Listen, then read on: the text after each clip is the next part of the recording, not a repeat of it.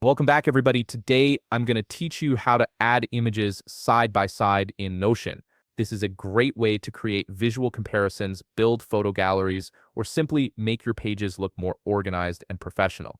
Let's jump right in. First, open your desired workspace in Notion. Once you're in, navigate to the page where you want to add your images, or go ahead and create a new page if you need to.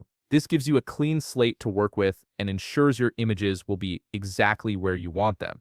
Now click on a blank line within your page to start adding content. Here's where the magic begins.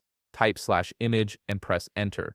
This command inserts an image block and you'll see options to either upload a file from your device or paste in a URL. For this example, we'll be using a URL, so go ahead and paste your image link and it will appear on your page.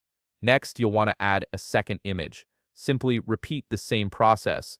Type /image again, press enter, and insert your second image using a URL or upload. At this point, your second image will appear directly below the first one, stacked vertically. Here's the key step. Hover your mouse over the second image block until you see a 6 dots icon appear on the left side. This icon is your handle for moving blocks around in Notion. Click and hold this icon, then drag the second image block to the right side of the first image. As you drag, you'll notice a blue vertical line appear. This line shows you exactly where the image will land once you release it. When the blue line appears to the right of the first image, release your mouse. The two images will now snap into place side by side, creating a column layout. This is a simple yet powerful way to organize visual content without any complicated formatting.